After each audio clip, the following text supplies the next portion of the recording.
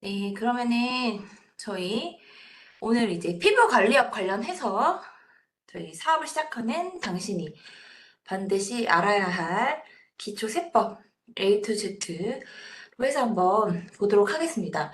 이제 3시간 강의다 보니까 사실 조금 길게 느껴질 수도 있는데 그래도 좀 요 3시간의 틀을 좀 잡다 보면 아마 이제 사업을 영위하시는 데 있어서 많은 도움이 되실 거라고 생각합니다. 네, 시작해도 될까요? 제가 여기다 적긴 했는데 아무도 답변이 없으셔서 손 든 게 이제 들린다는 말씀이신 거 맞죠? 네, 시작하도록 하겠습니다. 일단 제 이제 간단한 이력을 이제 말씀드릴 건데, 이제 저는 이제 현재 이제 그 세무사 한 15년 차 정도 됐고요. 그리고 이제 어떤 여러 가지 다양한 활동을 해서 현재 이제 유튜브 채널도 운영하고 있어서 혹시 또 오늘 강의로 또 부족한 부분들이 있다면 저희 또 채널에 들어와서 한 번 더 봐주시면 될 것 같습니다. 제 강의 이제 그 세청에서 계속 강의를 하고 있고요. 그래서 오늘의 이제 인덱스는 순서가 일단은 세무 기초 이론, 저희 사업자 등록 관련된 이야기들을 한번 해볼 거고요. 그리고 그 다음으로 우리 바로 다가오는 부가가치세, 그리고 또 세 번째 파트 3는 원천세라고 하는 건데 원천세 개념은 인건비 관련된 내용입니다. 인건비. 그리고 파트 4 이제 마지막으로 종합소득세 이제 이렇게 준비를 해봤습니다. 그래서 저희가 이제 그 파트 1에서 2까지가 좀 이어지는 개념이라서 첫 번째 시간에는 요 두 개 위주로 시작을 해보도록 하겠습니다. 이제 피부관리업 생활 기초 이론인데요. 피부관리 업종이 실제로 사업자 수가 엄청나게 증가했습니다. 그래서 국세청에서도 현재 주목하는 업종 중 하나예요. 그래서 보시면은 요 기사가 언제죠? 2024년도 5월 23일이죠. 그래서 잠시만요. 이제 5월달, 이제 작년 5월달에 이렇게 2019년 2월달에는 3만 얼마였던 게 이제 2배 가까이 늘어났죠. 그리고 또 보면 2025년도 최근의 추세예요. 최근 추세도 보시면 이제 피부 관리업이 굉장히 증가하고 있다. 이렇게 증가한 게 올라가고 있다는 거. 우리 보면은 진짜 길에서도 뭐 보면은 건물 땅 하나씩 정도 있을 정도로 이제 피부 관리업이 굉장히 많아졌는데 그래서 우리 1인 사업을 많이 하시거든요. 그래서 1대1 예약제 이런 거 많이 쓰시죠. 그리고 이제 반대로 이제 독서실 호프집 같은 경우는 또 떨어졌습니다. 이 말은 일단 대세가 일단 피부 관리업에 들어가 있고 그만큼 국세청에서도 엄청나게 주목하고 있다. 요게 이제 중요한 현실이고요. 그래서 아마 뭐 사업자 지금 여기 들어오신 분들은 거의 다 뭐 피부 관리업을 이제 뭐 프랜차이즈를 크게 하신 분들도 있을 것이고 이제 막 시작하시는 1인 사업자분들도 있겠죠. 그래서 이제 사전 준비는 대부분은 다 아시겠지만 일단 한 번 더 짚고 가자는 의미에서 사전 준비는 뭐가 필요하죠? 일단 미용업 자격증 필요하고 그리고 위생교육 그리고 임대차 계약이 선행돼야 되죠. 그래서 피부 관리 자격증 취득 후에 우리가 이런 서류들을 구비해서 일단 면허증을 발급받아줘야 됩니다. 그리고 또 한국피부미용사중앙회에서 우리 위생교육을 또 수료해야만 우리가 사업자 등록 이전에 해야 될 업무에 해당을 하죠. 그래서 혹시라도 이제 사업자를 아직 안 내신 분들이 있다면 이런 부분들은 이제 다 이제 이행을 해야 된다. 이게 이제 중요한 거고요. 그리고 또 이렇게까지 됐을 때 우리 인허가 업종이에요. 보면은 사업자 등록을 발급을 할 때 발급이 그냥 되는 경우가 있고요. 인허가 업종이 있어요. 인허가 업종은 요 인허가를 먼저 받고라는 거예요. 선행을 해서 와라. 요거라서 영업신고를 먼저 하고 오라는 거죠.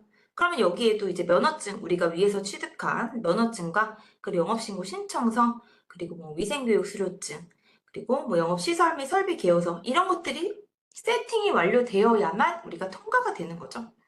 그래서 이런 거 없이 왜냐면 우리 피부관리실 뭐 당연히 다 아시겠지만 관리실 같은 경우는 우리 기계 같은 게 다 있잖아요. 그래서 그런 게 다 붙여져야 된다. 그래서 인허가까지 났다. 요 다음이 우리가 세법이랑 연결되는 사업자 등록이에요. 그래서 사업자 등록을 이제 신청서를 작성을 하고 그리고 임대차 계약서는 당연히 있어야겠죠. 그리고 영업신고증 위에서 바로 했던 거 영업신고증 통해서 신분증을 도장은 기본적으로 있어야 되는 거기 때문에 여기서 중요한 건 요거 영업신고증 사본이 일반적인 우리가 사업자 등록되는 거랑 조금은 다르다. 이렇게 판단하실 수 있겠습니다.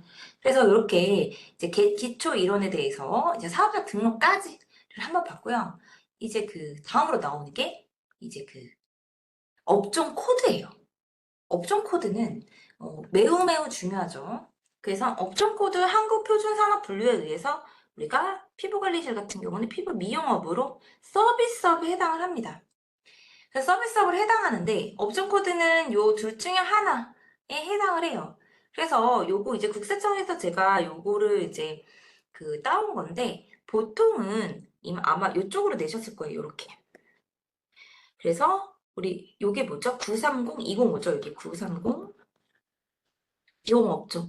보시면 적용 범위가 뭐예요? 손이나 기구를 이용한 뭐 피부 관리, 스포 이런 것들을 말한다. 그래서 피부 관리실이 이제 930205. 여기서 보시면 이제 단순 경비율은 85.8 그리고 기준 경비율은 17% 이렇게 나오는데요.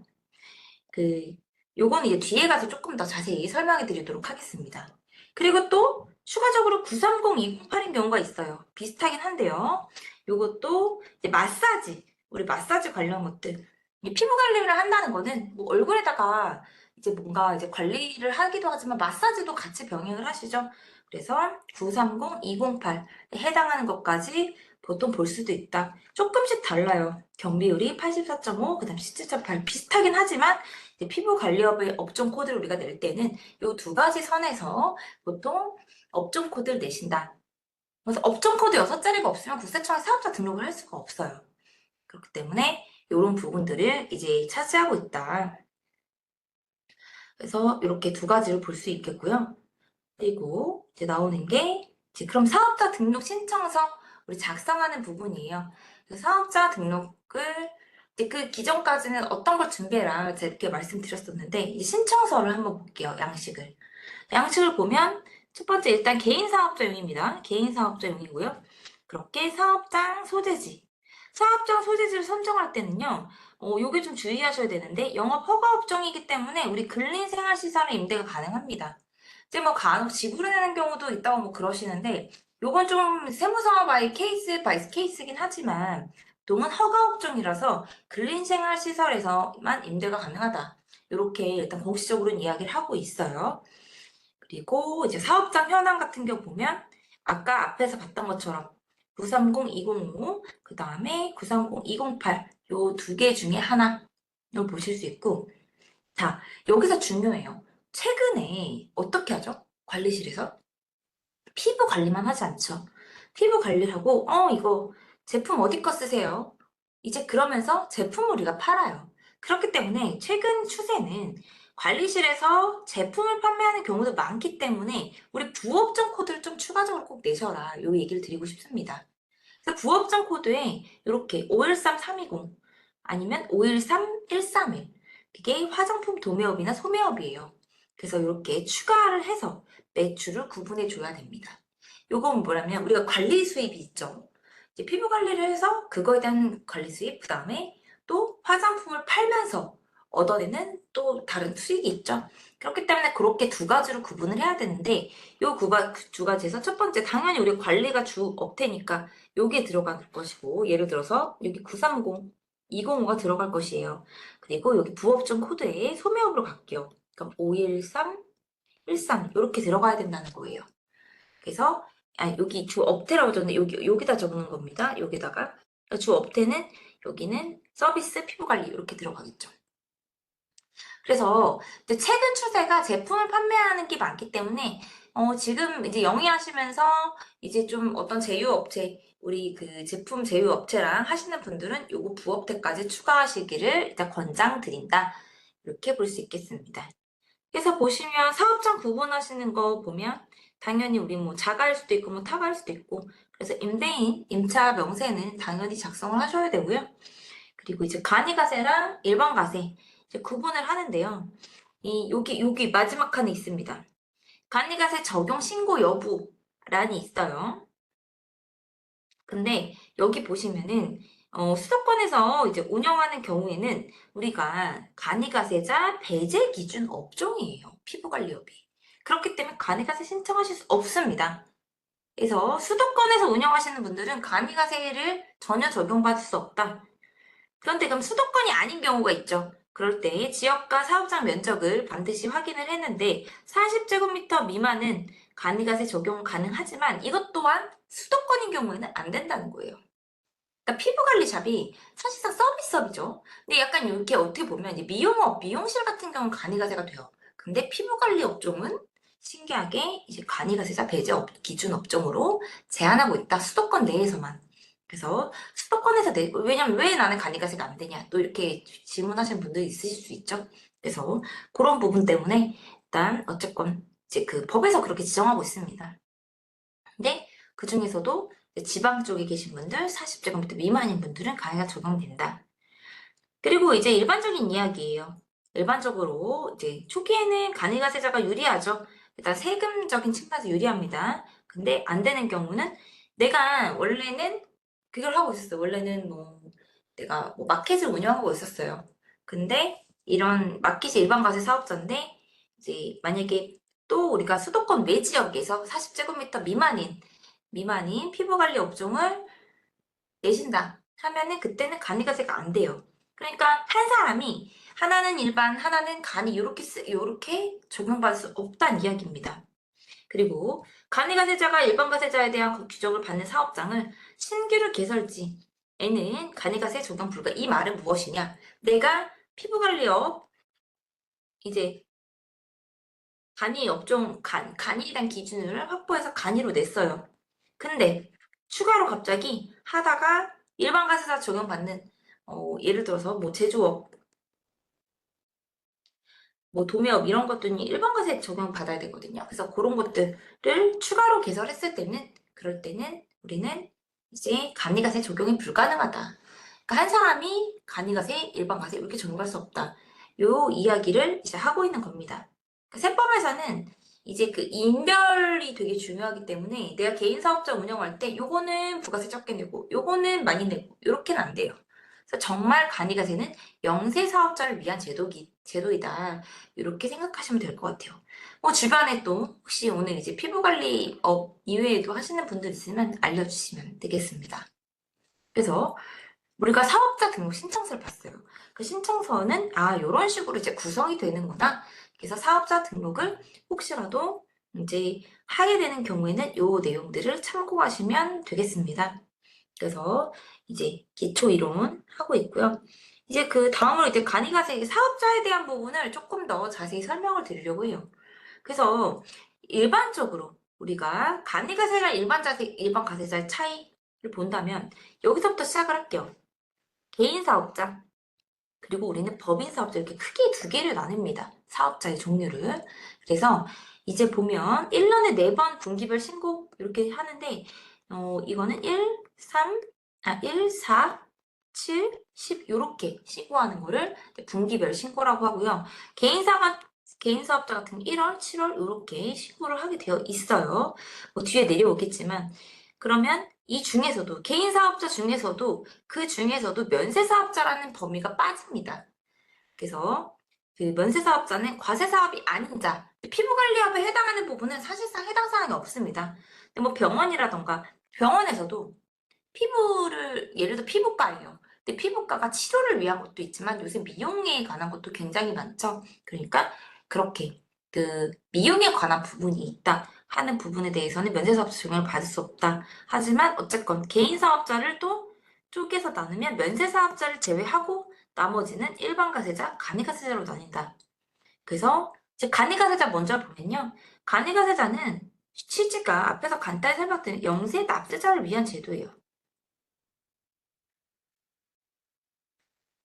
영세 납세자를 위한 제도이기 때문에 말 그대로 우리가 세금도 적게 내고 이렇게 해줄 수 있다는 거죠. 그러면 이거는 공급 대가 기준으로 1억 400만 원 미만인 사업자에 해당하는 것. 이 공급 대가라고 하는 건 뭘까요? 이 1년 기준입니다. 그럼 1년에 매출이 뭐예요? 월에 한 1,000만 원 미만이다. 월에 1,000만 원 미만인 경우에는 우리가 간이가세로 취급을 한다는 거죠. 근데 이 기준이 굉장히 올라갔어요. 왜 그러냐? 우리가 코로나 때 원래 이게 간이가세 기준 4,800이었거든요. 근데 지금 벌써 2배 이상이 올라갔어요. 2배 이상. 코로나로 인해서 이 간이가세자를 제도 좀 약간 확장시킨 거예요. 그래서 매출이 1억 400만 원이 안 된다. 1억이 안 된다. 연 매출이. 그러면 그냥 간이가세자. 근데 물론 아까 말했던 수도권 지역에 있는 피부 관리샵은 해당을 하지 않습니다. 그래서 왜냐면 이만큼이 돼도 그 가세자를 적용받을 수 없다는 이야기예요. 이제 그런 이야기고 이제 1년에 한 번. 그리고 이제 간이가사 좋은 거 영세 납세자잖아요. 우리 영세 납세자. 영세 납세자이기 때문에 1년에 한 번만 부가세 신고를 하게 해줘요. 그래서 전년도 1년치에 대해서 1월 1일부터 12월 30일까지 발생한 거를 그 다음 년도 1월 25일 날 하게 되어 있어요. 이렇게 하게 되어 있고 이제 여기서 또 중요한 건 1년 기준이라고 했잖아요. 그러면 이런 질문을 하실 수 있겠죠. 예를 들어서 내가 2025년도 7월에 개업을 했어요. 근데 7월에 개업해서 월에 1,000만 원씩 수익이 나요. 월에 1,000만 원씩. 1,000만 원씩 매출이 납니다. 매출이 났는데 그러면 6개월 지나면 얼마예요? 곱하기 6개월이죠. 7, 8, 9, 10, 11, 12 이렇게 되니까요. 그러면 6천만 원이에요. 어? 근데 6천만 원이니까 세무사님 이거 1억 4백이 안 되지 않나요? 라고 물어보시면 요거는 안 돼요.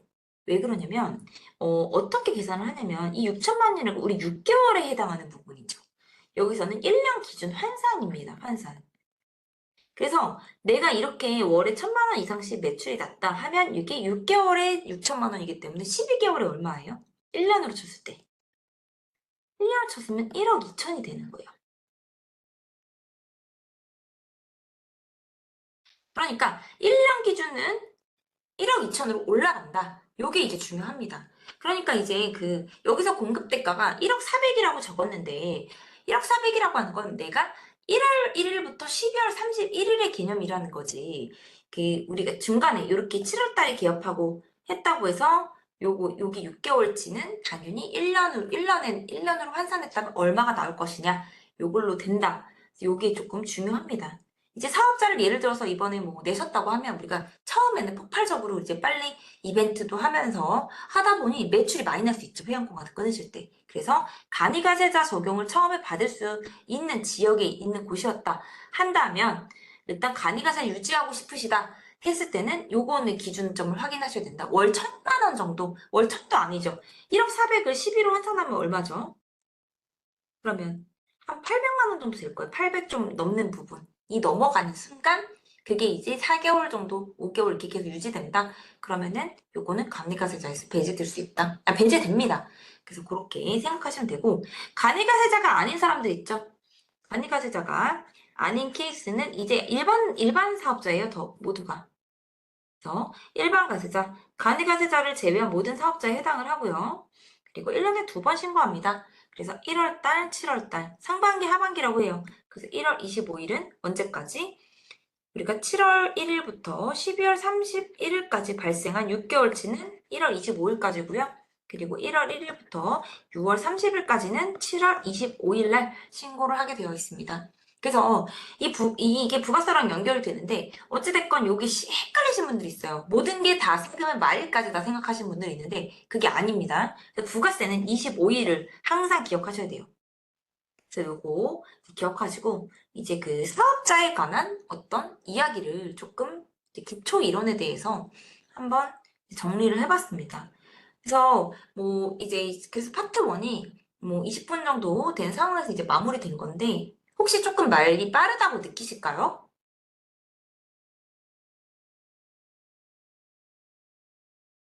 속도 괜찮은가요?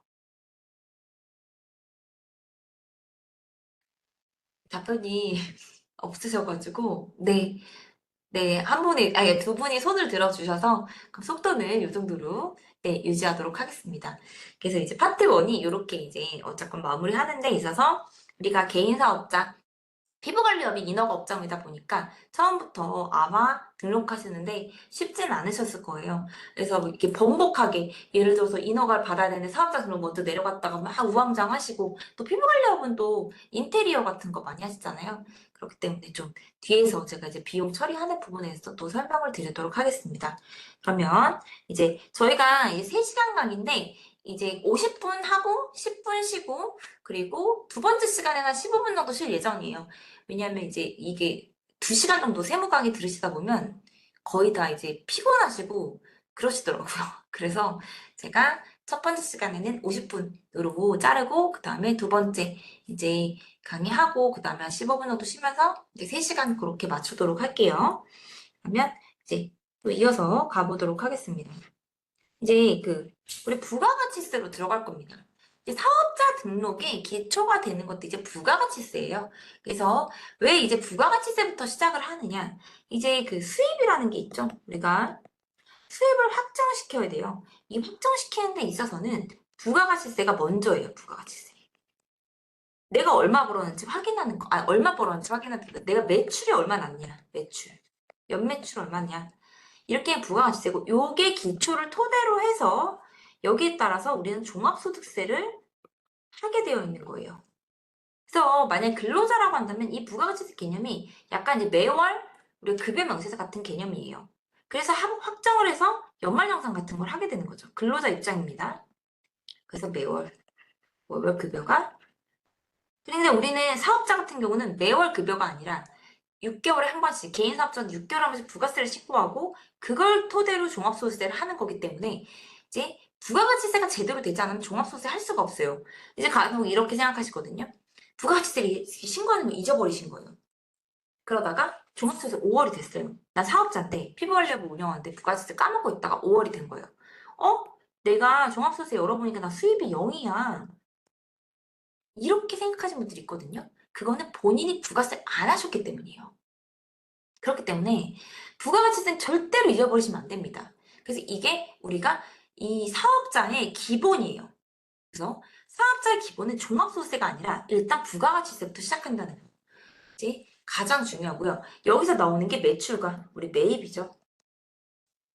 그래서 매출 매입. 그래서 개괄적으로 보자면 매입에 아주 중요한 거 첫 번째 임대료예요. 임대료. 가장 중요한 차지하는 거. 그리고 그 다음에 나오는 게 이제 뭐 일반적으로 뭐 제품 뭐 산 것들 있죠? 매입. 그러니까 제품 구입 이런 것들이 들어갑니다. 임차료를 놓치면 절대로 안 됩니다. 그래서 임차료는 우리 뭘로 확인한다? 생계환수로 확인을 하는데 요새는 뭐 종이는 거의 없지만 그래도 우리 오래된 건물에서 1인 샵 하시는 분들도 있잖아요. 1층 같은 곳에다가. 그런 경우는 건물주가 굉장히 연로하신 분들 있죠? 아직도 종이로 끊어줍니다. 그래서 요거는 부가가치세 할 때 놓치시면 안 돼요. 이건 아주 아주 기본 중에 기본이다. 그렇게 생각하시면 되겠습니다. 이게 부가가치세 그럼 개념부터 한번 알아보도록 할게요.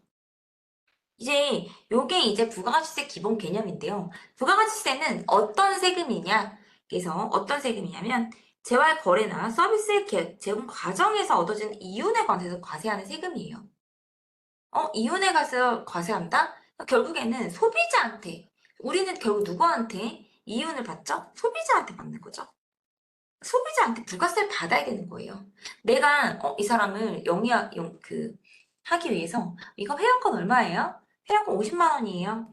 뭐 VIP 뭐 첫 번째 50만 원, 100만 원 이런 단위로 끊어졌어요. 그치만 요 안에는 50만 원만 소비자한테 받겠다면 요 안에 부가가치세가 포함되어 있다는 거죠. 그러니까 만약에 소비자한테 우리는 최종적으로 넘기는 게 부가가치세이기 때문에 이럴 때는 55만 원으로 이야기를 하셔야 되는 거예요. 왜냐하면 50만 원 안에서 이 50만 원을 1.1로 나누게 되면 결국엔 뭐 46만 원 정도는 이게 진짜 매출이고 4만 6천 원은 내 부가세 내야 되는 금액이에요. 그렇기 때문에 혹시 만약에 이런 거를 이제 뭐 세팅을 하실 수 있죠. 그럴 때 부가세는 별도다. 그래서 우리가 매출 왜냐면 카드로 50만 원을 긁었어요. 소비자가. 긁었다면 그 안에는 내가 부담해야 될 부가가치세. 그 소비자가 부담할 부가가치세가 포함돼 있고 그 부가세 내게 아니죠. 세무서가 가져가는 거예요. 그러니까 그런 부분에 있어서 우리가 회원권 측정할 때도 부가가치세를 항상 측정하기 중요하다. 이런 내용이에요. 얘 보면 나와 있죠. 물건값에 포함되어 있기 때문에 실제로는 최종 소비자가 부담하는 거고 그 다음에 우리는 그걸 대신 납부해주는 사업자일 뿐입니다. 그렇기 때문에 사업자는 서비스 제공할 때 일정 금액의 부가가치세를 징수해야 한다. 얘기고 이 과정을 보면요. 이제 이게 딱 피부관리업에 해당하는 거 아니지만 구조를 설명드리려고 해요. 자, 첫 번째로 제조업자가 유통업자한테 우리가 커피 같은 걸 이야기를 예를 들어볼게요. 이제 커피 원두예요. 원두를 이제 제공하는 데 있어서 원두를 유통을 해요. 근데 원두 제조업자가 있겠죠. 그래서 유통업자한테 1,100원에 팔아요. 1,100원은 우리가 현금 흐름 개념이에요. 근데 이 안에는 실제로 매출은 1,000이에요. 1,000이고 부가가치세, 여기서의 부가가치세는 100원이죠. 근데 이 원두를 가진 유통업자가 결국에는 커피 가게에다가 우리는 3,300원의 원두를 팝니다. 그러면 여기서 발생한 부가가치세는 얼마죠? 300원이에요. 근데 이 원두를 산 커피 판매점에서 최종 소비자한테 7,700원에 제조해서 파는 거예요. 그럼 여기서 또 최종 소비자가 부담하는 결국 부가가치세는 700원이 됩니다. 이렇게 700원은 각 거래 단계에서 이윤이 발생하죠. 왜냐면 마진을 붙여서 떼니까요. 그래서 이렇게 떼는데 결국에는 제조업자의 매출은 1,000이고 여기서 발생한 부가세는 100이에요. 근데 보세요. 3,300원 유통업자가 소매업자한테 파는 게 3,300원에 파는 이 안에서 발생하는 부분은 부가세 300원이죠. 근데 이 유통업자는 어떻게 했어요? 이 유통업자는 이 원두 제조업자한테 1,000원에 원두를 사왔잖아요. 1,100원을 주고 사왔죠. 그렇기 때문에 금액을 빼줘야 됩니다. 그래서 물건값 1,000원을 주고 여기서 그냥 순수하게 발생한 마진 얼마다? 2,000원이죠. 3,300원에서 1,100원을 빼고 거기에선 10%가 포함되어 있기는 거기서 발생한 각 거래 단계에서 발생한 거 200원의 이익이 발생하는 거죠. 그러면 또 소매업자가 최종 소비자한테 7,700원 파는데 이 소매업자는 이 원두를 사오기 위해 얼마를 지불했어요? 3,300원을 줬죠. 그렇기 때문에 최종 소비자한테 물건값은 7,000원이지만 여기서 유통업자한테 3,000원에 사왔기 때문에 우리는 또 그만큼을 빼줘야 되는 거예요. 그래서 결국 발생한 거는 4,000원의 마진만 남은 거잖아요. 원가 빼고. 그리고 거기에 따른 400원만 내 부가가치세인 거예요. 그래서 어떻게 세무서에선 가져가냐? 세무서에선 100을 가져가고요. 얘한테 100을 가져가고요. 얘한테 200을 가져가고 얘한테 400을 가져가게 됩니다. 그래서 결국엔 총 우리가 최종 소비자가 다 내는 거죠. 어쨌건. 결국에 물건 최저값이 얼마예요? 7,700원이죠. 그 각 거래 단계에서 마진이 좀 다를 뿐이지 누가 결국에는 이거를 내게 되느냐? 최종 소비자가 되게 된다. 그래서 우리가 피부관리업을 예를 들자면 피부관리업 아주 쉬워요. 아주 쉬운 게 그냥 관리실과 소비자 요 두 단계죠. 그럼 뭐예요? 우리는 물론 여기서 관리실에서 가져온 게 뭐죠? 뭐 제품 유통업자 또 있을 수 있어요. 제품. 그 제품에 대한 부분은 빠지지만 순수 관리의 목적이라면 그냥 내가 서비스에 있는 금액이 결국에 전부 다 최종 소비자한테 전달을 시켜야 됩니다. 그래서 우리 회원권 같은 거 이제 하실 때 보통 뭐 저도 예를 들어 피부 관리 샵을 가게 되면 그때 뭐 회원권 얼마다 이렇게 나와 있죠. 근데 제가 봤을 땐 이거 부가가치세가 안 붙어 있는 것 같다. 그러니까 안 붙어 있다기보다는 이렇게 뭐 이렇게 딱 단위수로 끊어져 있으면은 부가가치세를 이거는 내가 부담하는 느낌이 안 들잖아요. 그래서 뭐 그렇게 해서 55만 원이라고 부가세를 고려해서 그렇구나라고 생각할 수 있는데 그게 아닌 경우에는 그런 부분은 조금 참고할 필요가 있다. 그래서 뭐 55만 원, 뭐 77만 원, 110만 원 이런 식으로 끊잖아요, 우리가. 그럼 여기서 10만 원이 부가세, 7만 원이 부가세, 5만 원이 부가세. 이렇게 된다는 거죠. 그래서 이제 이런 거 한번 확인해 봤고요. 부가세 구조를 이제 말씀드린 거예요. 그리고 이제 부가가치세 그러면 일단 일반 가세자, 감리가세, 감리가세자도 해당하시는 분들이 많기 때문에 그 두 개를 구조적으로 한번 이해해 볼게요. 그래서 보면 보통 공급가액의 10%예요. 공급가액 아까 그러면 7,000원 예를 들게요. 7,000원 말고 회원권으로 할게요. 회원권 50만 원으로 할게요. 대신 부가가치세 별도입니다. 그럼 50만 원에 10%면 5만 원이 부가가치세죠. 근데 매입가액, 우리 매입가액이 뭐 제품을 사오고 그리고 그걸 어차피 제품 안 사올 수는 없잖아요. 우리 관리를 하기 위해서. 그런 거 사오는데 제 매입가액이 뭐 10만 원 들었어요. 그러면 여기서 10만 원에 10%, 우리 만 원은 우리가 내가 그 손으로 하는 것들도 손이나 기계를 이런 것도 있겠지만 이제 그 매입가, 제품에 대한 매입값도 있겠죠? 그래서 이거 빼면은 우리가 내야 되는 게 4만 원인데 예정 고지세액이라고 있습니다. 예정 고지세액이라고 하는 건 우리가 법인은 아까 4번을 신고한다고 했는데 우리 1월달, 7월달에 1월 25, 7월 25일에 신고한다고 했어요. 근데 이거는 신고만 그렇게 하는 거고요. 예정 고지세액이라고 하는 거는 1월 25일날 낸 게 있죠. 갑자기 4월 25일날 요 낸 거에 50%만큼 미리 내라고 합니다. 그게 예정 고지세액이고 그렇다면 또 7월 25일날 내가 신고를 하겠죠? 신고를 하면은 그때 이거에 50% 내라고 해요. 그럼 선생님 이중으로 내는 거 아닌가요? 생각하시는데 그게 아니고 요렇게 4월 달에 걷어들인 거는 7월 달에 7월 달 신고할 때 이건 신고 기준이야. 신고서 기준이기 때문에 요렇게 된 거를 미리 빼준다. 요 개념이에요. 그래서 원래는 4만 원을 내야 되는데 예정 고지세액이 뭐 만 원이 있었어요. 그럼 우리가 내야 될 금액은 얼마다? 3만 원. 이렇게 되는 거고 여기서 환급 발생 가능이라고 했죠. 요 얘기는 무엇이냐? 우리가 이렇게 회원권을 해가지고 5만 원에 대해서 매출이 발생했는데 매입가 이거는 우리가 기계를 처음에 들여야 되잖아요. 기계값이 너무 비싼 거예요. 그래서 기계값을 많이 들여왔어요. 그래서 회원권가보다 훨씬 비싸요. 기계가 500만 원이 들었어요. 그러면 여기가 얼마예요? 부가세가 50만 원이 되겠죠. 그러면 원래 5만 원을 우리는 받고 그다음 50만 원을 부가세를 돌려받아야 되는 상황인데 여기서 마이너스가 발생하겠죠? 내야 될 건 5만 원, 받아야 될 거 50만 원. 그럼 여기서 마이너스 45만 원이 될 거예요. 그리고 예정 고지가 없다 가정할게요. 그러면 마이너스 45만 원 환급을 받을 수 있다. 요 얘기입니다. 그러니까 초기 비용이 많이 들어간다면 일반 가세자는 환급이 가능하다. 요 이야기예요. 그리고 또 이게 뭐 기계뿐만 아니라 인테리어 이런 것도 마찬가지. 인테리어 엄청 많이 썼을 수도 있잖아요. 그래서 그럴 때는 환급을 꼭 받으셔야 된다. 세금은 안 내는 것도 물론 절세에 해당하지만 내가 받을 걸 못 받는 것도 우리는 절세를 놓치시는 거잖아요. 절세라기보다 놓치셔서 안 하시는 분들이 있습니다. 내가 혹시 이걸 봤는데 나 첫 번째 부가세 나 까먹은 것 같은데 나 그때 환급 못 받은 것 같은데 나 그때 돈을 많이 썼는데 라고 하시는 분들 혹시라도 있다면 한번 검토해 보시기 바랄게요. 근데 또 이런 경우는 있어요. 근데 반대로 기계나 이런 것들 중고로 샀어요.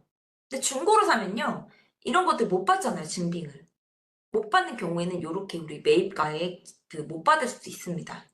그거는 부가세는 무조건 우리가 아주 객관적 증빙이 있어야 된다. 그래서 그런 부분은 해당 사항 없고 그래서 인테리어 할 때도 싸게 해주는데 뭐 따로 증빙 없으면 그게 또 문제가 돼서 우리는 부가세 이렇게 환급 가능성이 떨어지는 거죠. 그래서 일반가세 받고 간이가세자는 조금 달라요. 50만 원에 똑같이 우리 발생을 했어요. 그러면 10% 일단 하지만 업종별 부가가치를 곱해줍니다. 근데 이게 전문 서비스업 40%예요. 그러면 50만 원에 10%면 아까 5만 원이었죠. 거기 40% 얼마? 여기 2만 원이에요. 시작이 2만 원이에요. 공제세액은 물론 엄청 작습니다. 엄청 작지만 우리가 거기서 뭐 예를 들어서 뭐만 원을 받았다. 그리고 예정 뭐 여기도 부가세 마찬가지로 있습니다. 근데 그러면 총 납부월세이 만 원이 되는 거예요. 현저히 줄어들죠. 근데 이 중에서도 우리 간이가세자, 영세 납세자를 위한 제도잖아요. 그렇기 때문에 공급 대가가 이제 4,800만 원 미만인 경우에는 우리는 납부세액이 없어요. 그러니까 또 4,800은 아까 뭐예요? 12로 나눴을 때 월 400만 원 기준이겠죠? 월. 이 미만의 매출이다 하면은 요거 다 해도 어차피 납부할 세액은 없다. 그렇기 때문에 간이가세제 많이 받으려고 하죠. 그러나 아주 중요한 함정이 있어요. 간이가세자의 함정. 뭐냐. 이렇게 내가 똑같이 간이가세제로 인테리어는 했을 수 있잖아요. 증빙이 있다는 전제하에 이렇게 50만 원을 썼어요. 그러면은 환급이 나와야 되잖아, 원래는. 근데 환급을 못 받습니다. 그래서 간이가세자의 치명적 단점, 환급은 없어요. 납부세액이 없는 기준으로 갈 수도 있겠지만 환급을 받을 수 없다는 게 핵심입니다. 물론 내가 일반을 갔다가 간이를 갔다 뒤집어지는 경우들이 몇 번 있는데 이럴 때는 뭐 환급이 나오고 뭐 추가 납부가 나오고 이런 식으로 반복되는데 요거는 혼자는 해결을 못 하시기 때문에 세무 대리인 도움 받으셔야 돼요. 뭐 감가상각이 된다거나 이런 식으로 환급 가능성이 생겼다가 아니면 오히려 토해내는 상황이 나오거나 이런 것들이 있거든요. 그래서 그런 부분들이 있고 그 실제 우리 공급 대가가 4,800만 원 미만인 경우에는 납부세액이 없다. 또 이렇게 물어보십니다. 그럼 저 신고 안 해도 되지 않나요?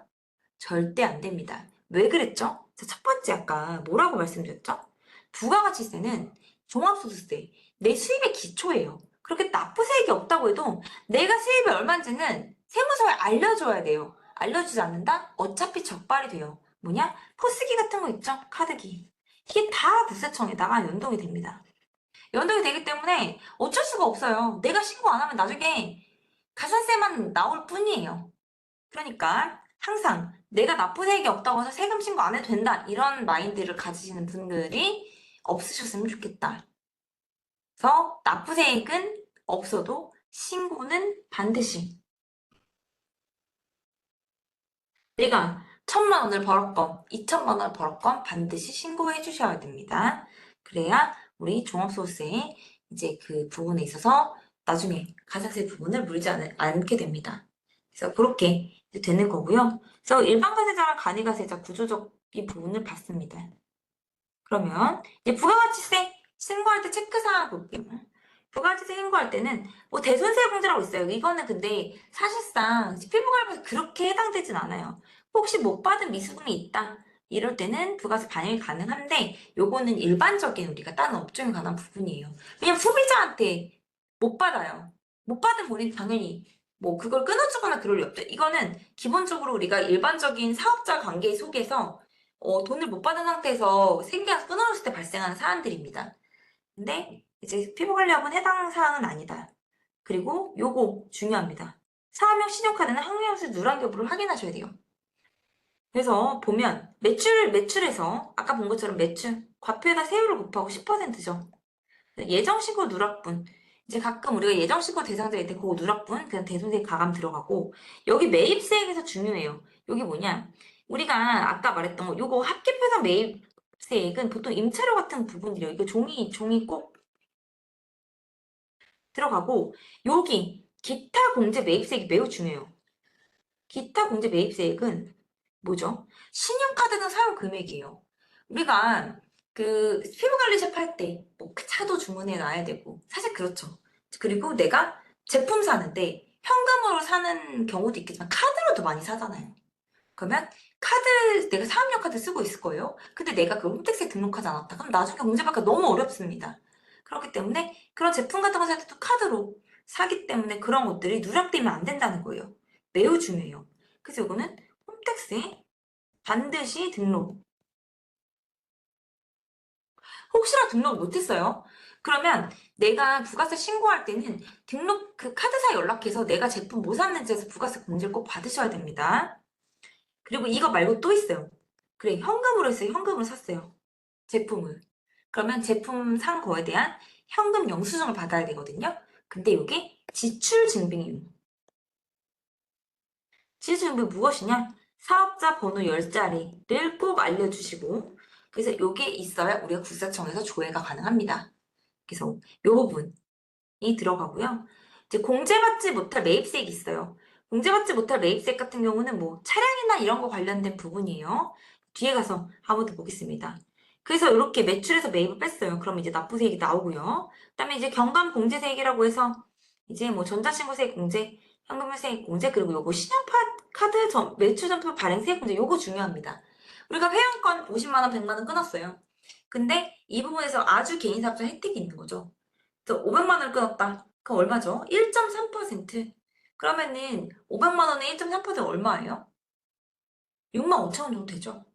그러니까 그 부분에 서 연간천도 한도 1,000만 원 한도로 해서 그만큼 부가세 공제가 됩니다. 그러니까 실제로 일반 과세자라고 하더라도 이렇게 신용카드 등 매출점표, 신용카드 매출점표 발행 문제는 신용카드도 있고 뭐 현금에서 다 포함이에요. 그래서 그거 발행 문제 받으신다고 하면 이제 부가세 부담이 훨씬 줄을 수 있다는 점. 그래서 들어가고, 그 다음에 이제 가산세는, 자, 우리 또 25일 놓쳤어요. 그렇다면, 이제, 신고납부 불성실 생계세 있는데, 미등록 가산세 있어요. 이 미등록 가산세 무엇이냐?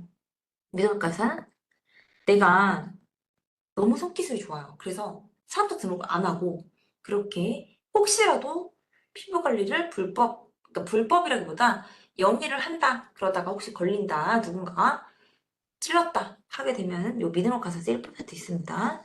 간혹 그런 부분 발생하는데 그것보다 요게 더 많이 발생하겠죠? 기한을 놓쳤을 때. 그래서 요거까지 가산세가 들어가면 차가감 납부세액이라고 해서 우리가 부가가치세 기본적으로 내야 될 금액이 이제 나오는 거죠. 그래서 여기서 중요한 거 아까 홈택스에 반드시 카드 등록하라는 거, 그리고 현금영수증은 핸드폰 번호로 받지 마세요. 사업하신 분들은. 사업하신 분들은 핸드폰 번호로 발행받으면 다 될 거라고 생각하시는데 절대 아니고요. 사업자 번호가 곧 나의 주민번호처럼 인식을 하셔야 됩니다. 그래서 사업자 번호로 지출증빙용 영수증을 받아야만 내가 제품 사고 이런 부분을 공제받을 수 있다. 이게 중요합니다. 그렇다면 아까 제가 잠깐 넘어갔던 거 공제받지 못할 매입세액에 무엇이 있을까 했죠. 자, 사업과 우리가 직접 관련 없는 지출들이 있어요. 그래서 사업과 무관한 매입. 그러니까 내가 예를 들어서 사업용 카드를 쓰긴 썼는데 거기서 갑자기 기본적으로 내가 집에서 필요한 용품을 혹시 쿠팡에 사게 된 거예요. 그런 것들은 빼야 된다. 그리고 비영업용 소형 승용차라는 거는 차량 같은 경우 사실 피부관리 시합에서 크게 비용으로 인정되는 부분은 아닙니다. 뭐 근데 여기서 세법에서 인정되는 건 9인승, 경차, 화물용 차량을 제외한 차량 모두가 다 부가세 불공제 대상이에요. 그렇기 때문에 이제 차를 혹시 샀다, 사업자로. 뭐 리스 뭐 이런 거 샀다. 리스는 상관이 없겠지만 내가 그 차를 사고 거기에 따른 부가세가 붙거든요. 그 부분은 부가세 공제 받지 못할 매입세액에 들어가고, 그 다음에 뭐 접대비 관련된 것들, 뭐 사업상 접대에 관련된 부분은 우리가 그 부가가치세 공제가 대상이 되는 게 아니고, 뭐 면세 사업을 갖다가 마찬가지인데 뭐 요거는 피부 관리업이랑은 크게 상관이 없다. 근데 여기 보면 지출하였더라도 가질 수 없다는 거예요. 내가 실제로 이 차를 사는데 5,500만 원이 들었어요. 5,500이면 5천만 원에 500은 부가세예요. 내가 500을 주고 사왔죠. 500을 그러니까 세금을 더 주고 사왔잖아요. 근데 이 부분은 사업용으로 공제를 받을 수 없다 이 얘기예요. 그래서 매입세 공제 받을 수 없다는 점. 그럼 그 중에서도 뭐 공통 매입세액이라고 하는 건 있는데 뭐냐면 과세 사업도 하고 뭐 치료 같은 거, 예를 들어 아까 제가 뭐 병원 뭐 이렇게 말씀드렸죠. 그래서 뭐 이거는 뭐 병의원에 관련된 부분인데 병의원 같은 경우는 뭐 미용이랑 그리고 치료 이렇게 병행했을 때 그 부분을 분리해서 우리가 공제랑 불공제, 과세 사업에 대한 쓴 부분만 공제되고 면세 사업은 부가세랑 아까 상관이 없는 사업자라고 했죠? 그렇기 때문에 불공제 대상이 됩니다. 그래서 이렇게 공통 매입세액까지 받고 이제 마지막으로 이제 부가가치세를 그러면 도대체 절세를 어떻게 합니까? 라고 하시는 분들이 있는데 그 절세에 관한 부분을 보면 우리 지금도 요거 보시는 분들 잘 참고를 하세요. 자, 전기세 이렇게 들어가 있죠? 전기세 생각보다 많이 나올 수 있죠? 왜 그렇죠? 우리 전기세 같은 경우는 뭐 불도 켜놓고 물도 많이 쓰고 하잖아요. 수도 이런 거. 근데 수도는 사실 면세긴 한데요. 수도 말고도 전기 같은 경우도 많이 씁니다. 기계를 많이 돌리잖아요. 그러니까 그런 부분에서 전기세에 그 사업자 번호를 꼭 넣으셔야 돼요. 이거는 우리 한국전력공사 이런 데 연락을 하셔야 됩니다. 직접 연락해서 사업자 등록증 보내시고 그 다음에 이렇게 받으셔야 돼요. 그러면 내가 한 달에 뭐 15만 원의 전기세를 내고 있어요. 그럼 여기서 13만 얼마는 진짜 전기세고 13,000 얼마 이게 부가세예요. 이거 공제받을 수 있는 거예요. 부가세가 줄어드는 길이에요. 이것도 밑에도 마찬가지예요. 이것도 전력공사 영수증을 붙인 겁니다. 그래서 이렇게 들어가고 또 아주 중요한 게 또 무엇이 있냐? 휴대폰. 우리 예약 같은 거 받죠? 예약 받을 때 핸드폰을 받잖아요. 그렇기 때문에 휴대폰사에 연락해서 내가 사업자다. 내가 핸드폰비가 뭐 요거는 보면은 이제 19,490원 밖에 안 나온 건데 그렇다면 여기서 부가세는 1,700원이에요. 1,700원이지만 뭐 이게 금액이 커져서 19만 원이 나올 수도 있는 거죠. 그럼 여기서 나오는 부가세도 10배로 늘어나겠죠. 17,000원. 근데 이게 6개월치라고 해보세요. 그럼 이것도 돈 10만 원, 20만 원 이렇게 갑니다. 그러니까 사업을 하시는 사람이라면 내가 사업장에 대한 전기세 당연히 부가세 공제 받아야 되고요. 그리고 전기세 이외에도 이 전화비, 핸드폰비 이런 것들에 대해서 받으셔야 돼요. 그러니까 관리샵 가면은 아니면 뭐 우리가 뭐 TV 설치, 뭐 인터넷 설치할 수 있잖아요. 꼭 이런 것뿐만 아니라. 그러면 그것도 우리는 사업자로 하셔야 되는 거예요. 그러니까 그렇게 일상에서부터 우리는 영수증을 잘 챙겨야 되고 영수증을 잘 챙겨 뿐만 아니라 이렇게 전화해서 내 사업자 등록증이랑 신분증 보내주면 그 다음 달부터 이렇게 공제를 받을 수가 있어요. 그렇기 때문에 이런 부분들을 우리 부가세에 공제를 놓치지 말아야 된다. 그러니까 앞에서 보면 이렇게 부가가치세 구조가 있었죠? 이 구조가 있었는데 여기서 요 안에 다 들어가는 거예요. 이게 빼주는 계정이죠? 여기를 많이 채워야만 당연히 차감한 납부세액이 줄어들겠죠. 그래서 부가가치세는 증빙 싸움이에요, 증빙. 증빙이 없다? 아무것도 안 됩니다. 그래서 아까 말했던 것처럼 인테리어도 현금 할인 받았어요. 아무것도 끊어준 거 없어요. 그러면 우리는 못 받아요, 공제를. 그러니까 뭐 그런 부분들을 잘 감안하셔가지고 싸게 해준다? 그래도 어차피 부가세 공제를 받는 거기 때문에 큰 의미는 없다는 이야기입니다. 그래서 그렇게 증빙을 잘 챙기시고 그다음에 임대료 부가세 놓치지 말아야 될 거. 1인 사업자 하시는 분들 특히나 임대료에 대해서 건물주한테 놓치지 말고 꼭 받으셔라. 이제 그렇게 해서 이제 부가가치세를 이제 정리하게 되었습니다. 혹시 질문 혹시 있으실까요? 네, 여기 질문 있으시면 여기 그 메시지에다 적어주시겠어요? 근데 저희가 곧 이제 쉬는 시간을 이제 가질 거기 때문에 혹시 만약에 이 질문이 따로 없으시면 여기다가 이제 그 쉬는 시간 동안 남겨주시면 제가 그 질문을 이제 저희 쉬었다가 이제 그 답변을 드리고 시작하도록 할 건데요. 일단 부가세 그래서 저희 파트 1, 2가 일단 마무리가 됐습니다. 이제 그 첫 번째 시간이었는데요. 부가가치세 개념은 잘 이제 이해를 하셔야 되고 이제 그게 사업의 기초. 그래서 우리가 뭐 증명 같은 거 뽑을 때도 부가세 과표 증명원 이런 거 달라고 하죠. 그게 외형을 판단하는 거죠, 외형. 내가 일단 매출이 얼마냐, 순이익을 떠나서 내가 얼마 정도의 외형을 가지고 있느냐를 외부적으로 은행 같은 데서 많이 봅니다. 그래서 그런 거 하고 줄이는 거는 아까 말씀드린 대로 이런 거 증빙 같은 거 이제 당장 요거 안 하신 분들 있으면 저랑 이거 마무리 하신 다음에 휴대폰 통신사 연락하세요. 그리고 전력공사 연락하시면 되겠습니다. 그래서 부가세 조금이라도 우리 뭐 1, 20만 원이라도 줄이는 게 좋겠죠? 그래서 부가세 마무리해봤고요. 좀 저희 쉬다가 3시에 저희 이제 그 다음 파트 이제 원천세 인건비에 관한 부분 시작해 보도록 하겠습니다. 듣느라 수고하셨습니다.